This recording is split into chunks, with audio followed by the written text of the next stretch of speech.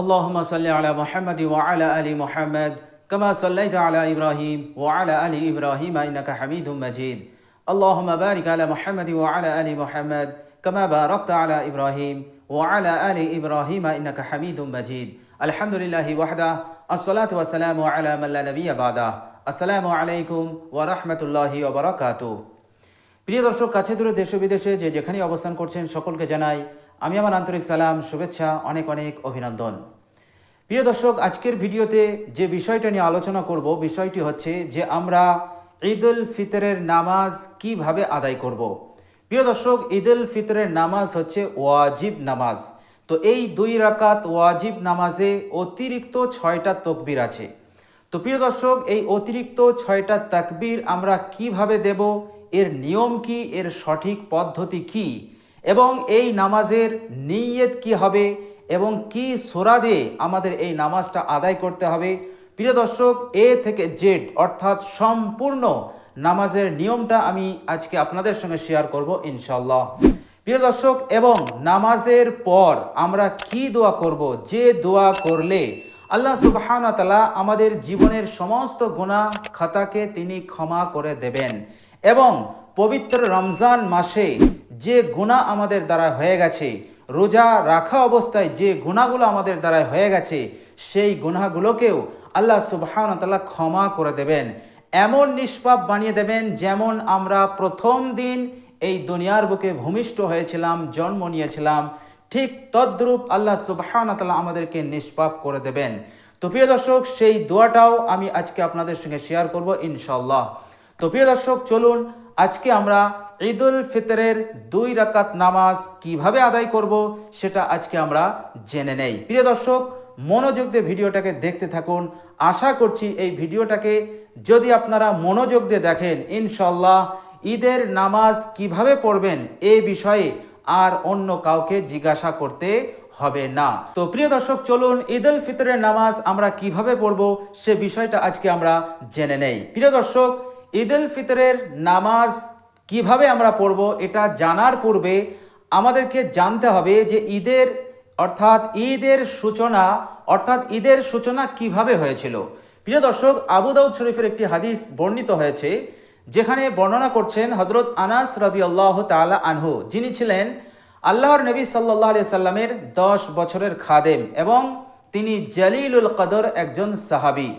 তো হযরত আনাস রাদিয়াল্লাহু তাআলা আনহু বলছেন যে কদিমান নবী সাল্লাল্লাহু আলাইহি ওয়াসাল্লাম আল মদিনা, হুজুর পাক সাল্লাল্লাহু আলাইহি ওয়াসাল্লাম যখন মক্কা থেকে মদিনায় হিজরত করে পৌঁছালেন, তখন তিনি দেখতে পেলেন যে ওয়ালাহুম ইয়াউমানে ইয়ালআবুনা ফীহিমা, যে মদিনাবাসী 2টি নির্দিষ্ট দিনে তারা আনন্দ উদযাপন করছে, খেল তামাশা করছে, আনন্দ ফুর্তি করছে, তারা আনন্দ উদযাপন করছে। তো আল্লাহর নবী সাল্লাল্লাহু আলাইহি ওয়াসাল্লাম তাদেরকে জিজ্ঞাসা করলেন, মা হাজানি ইয়াউমান, এই 2টো দিন কিসের দিন যে নির্দিষ্ট 2টো দিনে তোমরা আনন্দ উদযাপন করছো, খেল তামাশা করছো? প্রিয় দর্শক, মদিনাবাসী ইসলাম গ্রহণ করেছে এবং তেনারা মুসলমান এবং সাহাবী, এর পরেও তেনারা এই নির্দিষ্ট 2টো দিনে তেনারা আনন্দ উদযাপন করছিলেন। তো আল্লাহর নবী সাল্লাল্লাহু আলাইহি ওয়াসাল্লাম যখন জিজ্ঞাসা করলেন, তখন মদিনাবাসীরা কোনো উপযুক্ত জবাব দিতে পারল না। তারা কেবলমাত্র এই কথা বলল যে ইয়া রাসূলুল্লাহ, কুন্না নালআবু ফীহিমা ফিল জাহিলিয়া, আমরা জাহিলিয়াতের যুগ হতে আমরা এই 2টো দিনে অর্থাৎ এই 2টো নির্দিষ্ট দিনে আমরা এইভাবেই আনন্দ উদযাপন করি, খেল তামাশা করি। এরপর আল্লাহর নবী সাল্লাল্লাহু আলাইহি ওয়াসাল্লাম বললেন, ও আমার সাহাবারা, কদ আবদালাকুমুল্লাহু বিহিমা খায়রাম মিনহুমা ইয়াউমাল আযহা ওয়া ইয়াউমাল ফিতরি। আল্লাহর নবী সাল্লাল্লাহু আলাইহি সাল্লাম বললেন, ও আমার সাহাবারা, আল্লাহ সুবহানাহু ওয়া তাআলা ভালোবেসে তোমাদেরকে এই 2টি দিনের পরিবর্তে 2টি দিন উত্তম দিন দিয়েছেন তোমাদের জন্য আনন্দ উদযাপন করার জন্য, খুশি মানানোর জন্য, আনন্দ উদযাপন করার জন্য তোমাদের জন্য আল্লাহ সুবহানাহু ওয়া তাআলা এই 2টি দিনের পরিবর্তে উত্তম 2টো দিন দান করেছেন। আর সেই 2টো দিন হচ্ছে ঈদ উল ফিতর আর একটা হচ্ছে ঈদ উল আজহা। ঈদ উল ফিতর অর্থাৎ শাওয়াল মাসের 1 তারিখে, আর ঈদ উল আজহা জিলহজ মাসের 10 তারিখে। জিলহজ মাসের 10 তারিখে ঈদ উল আজহা আর শাওয়াল মাসের 1 তারিখ ঈদুল ফিতর। এই দুটো দিনকে আল্লাহ সুবহানাহু ওয়া তাআলা ভালোবেসে প্যার মহাব্বত করে তোমাদেরকে দান করেছেন, যাতে করে তোমরা এই দুটো দিনে আনন্দ উদযাপন করো। তোমরা শরিয়াতের দায়রার মধ্যে থেকে, শরিয়াতের গণ্ডির মধ্যে থেকে তোমরা যাতে খুশি মানাও, তোমরা যাতে আনন্দ উদযাপন করতে পারো। তো আল্লাহ সুবহানাহু ওয়া তাআলা এইভাবে করে এই উম্মতকে ভালোবেসে দুটো ঈদের দিন দিয়েছেন, একটা হচ্ছে ঈদুল ফিতর আর একটা হচ্ছে ঈদুল আযহা। বিশ্বনবী সাল্লাল্লাহু আলাইহি ওয়াসাল্লাম এই হুকুম দেওয়ার পর থেকেই, সেই থেকে আজ পর্যন্ত এবং কিয়ামত পর্যন্ত চলবে এই ঈদুল ফিতর আর ঈদুল আযহা। তো প্রিয় দর্শক, আল্লাহর নবী সাল্লাল্লাহু আলাইহি সাল্লাম এর পরই আদেশ দিলেন, যখন ঈদুল ফিতর হবে এবং ঈদুল আযহা আসবে তখন তোমরা আনন্দ উদযাপন করবে। তার পূর্বে তোমরা 2 রাকাত ঈদুল ফিতরের 2 রাকাত ওয়াজিব নামাজ পড়ে নেবে, অর্থাৎ আল্লাহ সুবহানাহু ওয়া তাআলার ইবাদত করে তোমরা আনন্দ উদযাপন করবে। এই আদেশ বিশ্বনবী সাল্লাল্লাহু আলাইহি ওয়াসাল্লাম দিয়ে দিলেন যে আমার উম্মতেরা, তোমরা আল্লাহর ইবাদত করে আনন্দ উদযাপন করো শরিয়াতের গণ্ডির মধ্যে থেকে। তো প্রিয় দর্শক, সেই থেকেই ঈদুল ফিতরের 2 রাকাত নামাজ ওয়াজিব হয়ে গেছে, যা আজও পর্যন্ত গোটা পৃথিবীর করোড়ো মুসলমান ঈদুল ফিতরের 2 রাকাত ওয়াজিব নামাজ আদায় করার পর তারা আনন্দ উদযাপন করে। আর এই সিলসিলা চলবে কিয়ামত পর্যন্ত। বলুন সুবহানাল্লাহ। তো প্রিয় দর্শক, এবার চলুন আমরা ঈদুল ফিতরের নামাজ কিভাবে আদায় করব। প্রিয় দর্শক, সর্বপ্রথম আপনি উত্তম রূপে ওযু করে নেবেন। উত্তম রূপে ওযু হয়ে গেলে আপনি যখন মুসাল্লায় দাঁড়াবেন, অর্থাৎ ঈদগাতে গিয়ে, তখন আপনি একটি দোয়া পড়তে পারেন। যদি জানা থাকে পড়বেন, যদি জানা না থাকে কোনো অসুবিধা নেই, সমস্যা নেই। আর সেই দোয়াটি হচ্ছে, ইন্নী ওয়াজ্জাহতু ওয়াজহিয়া লিল্লাযী ফাতারাস সামাওয়াতি ওয়াল আরদা হানিফা ওয়া মা আনা মিনাল মুশরিকিন। এটা যদি আপনার জানা থাকে পড়বেন, যদি জানা না থাকে কোনো অসুবিধা নেই, সমস্যা নেই, আপত্তি নেই। তো প্রিয় দর্শক, এরপর আপনি ঈদের নামাজের নিয়ত করবেন। নিয়ত আপনি বাংলাতেই করবেন এবং মৌখিকভাবেও করতে পারেন এবং মনে মনেও করতে পারেন। প্রিয় দর্শক, নিয়তটা ঠিক এইভাবে হবে। আপনি এইভাবে বলবেন, হে আল্লাহ, আমি আপনার সন্তুষ্টির জন্য ঈদুল ফিতরের 2 রাকাত ওয়াজিব নামাজ অতিরিক্ত 6 তাকবীর সহ আদায় করছি। আল্লাহু আকবার। এবার তাকবীর বলে আপনি হাত বাঁধবেন। তো প্রিয় দর্শক, এইভাবে আপনি বাংলায় নিয়ত করবেন। এটা আপনি মৌখিক করতে পারেন, অর্থাৎ মুখে বলেও করতে পারেন।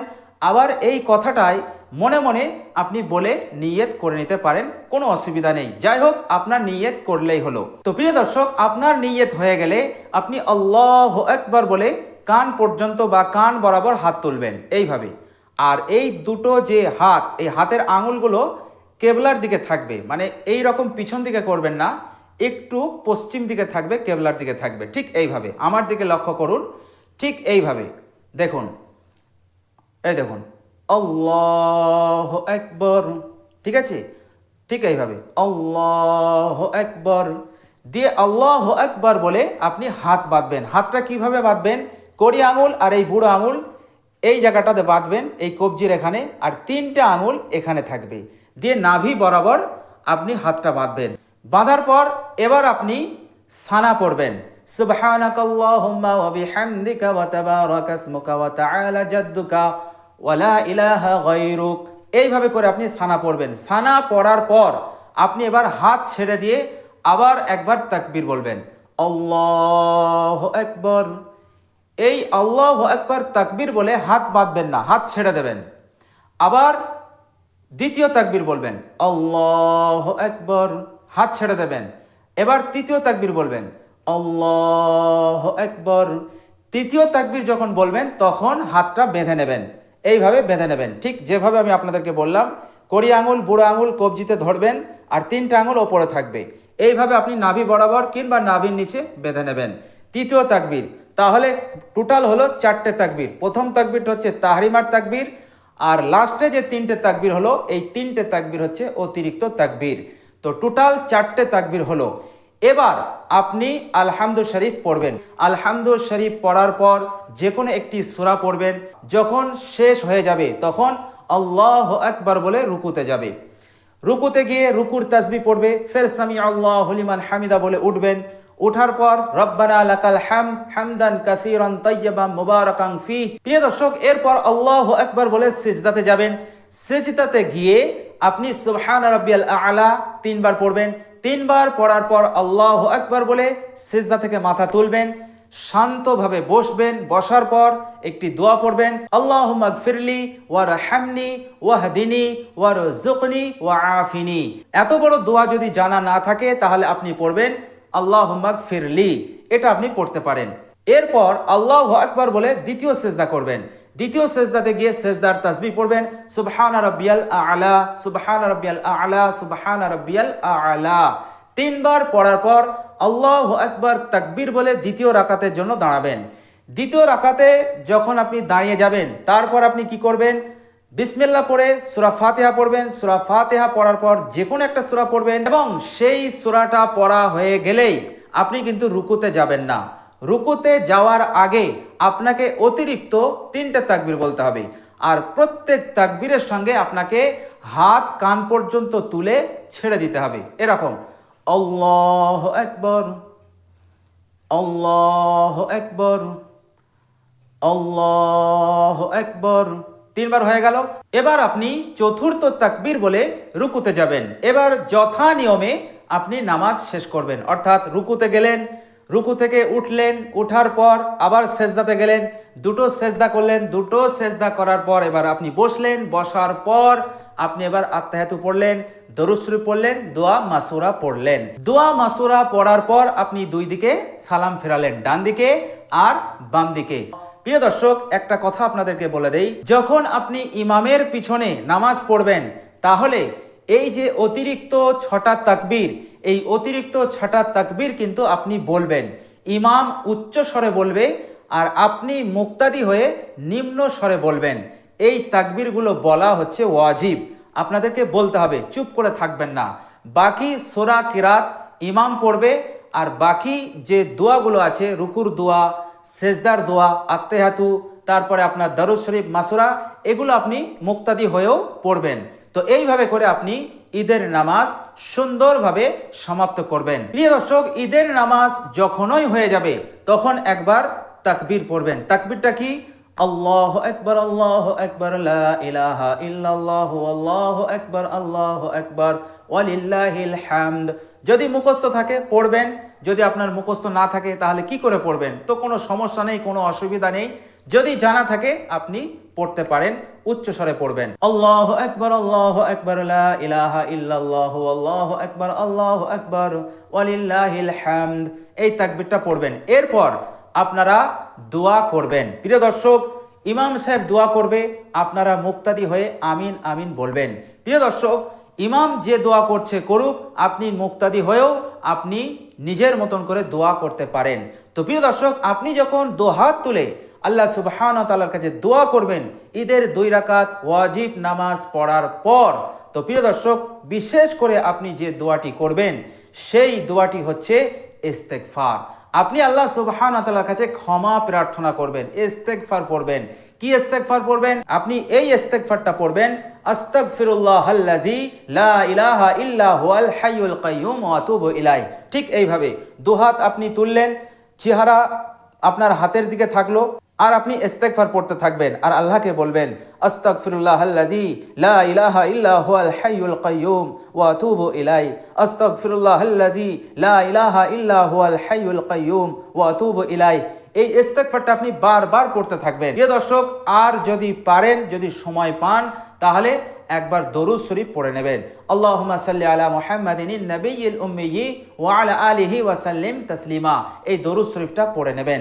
আল্লাহ সুবহানাহু ওয়া তাআলা ওয়াদা করেছেন, আল্লাহ সুবহানাহু ওয়া তাআলা ওয়াদা করেছেন ঈদের নামাজ হয়ে যাবার পরই বান্দা এবং বান্দীদেরকে আল্লাহ সুবহানাহু ওয়া তাআলা তাদের জীবনের সমস্ত গুনাহ রাশিকে তিনি ক্ষমা করে দেন। তারা ঈদগাতে যখন বাড়ি ফেরে তখন নিষ্পাপ হয়ে, মাসুম হয়ে বাড়ি ফেরে।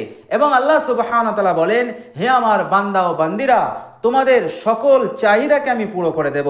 মৃত্যুর পর এবং কিয়ামতে তোমাদের সকল চাহিদাকে আমি পুরো করে দেব এবং দুনিয়ার বুকে আমি সেই চাহিদা তোমাদেরকে পুরো করে দেব, তোমাদেরকে দেব যেটা তোমাদের জন্য মঙ্গলজনক হবে। আর যেটা অমঙ্গলজনক, অকল্যাণকর, সেটা কিন্তু আমি তোমাদেরকে দেব না, কারণ এটা তোমাকে ক্ষতি সাধন করবে। তো আল্লাহ সুবহানাহু ওয়া তাআলা বান্দা ও বান্দীদেরকে লক্ষ্য করে এই কথাগুলো বলেন। তো প্রিয় দর্শক, এই নিয়মে, এই পদ্ধতিতে যদি আমরা ঈদুল ফিতরের নামাজ আদায় করি এবং ঈদের নামাজের পর যদি আমরা এইভাবে আল্লাহ সুবহানাহু ওয়া তাআলার কাছে ইস্তেগফার করি, তো আল্লাহ সুবহানাহু ওয়া তাআলা আমাদেরকে নিষ্পাপ করেই আমাদেরকে বাড়ি ফেরাবেন। তো প্রিয় দর্শক, আমরা সকলেই খেয়ালে রাখবো ঠিক এই পদ্ধতিতে আমরা ঈদুল ফিতরের 2 রাকাত ওয়াজিব নামাজ আদায় করব এবং শেষে আমরা আল্লাহ সুবহানাহু ওয়া তাআলার কাছে বেশি বেশি ইস্তেগফার করব ইনশাআল্লাহ।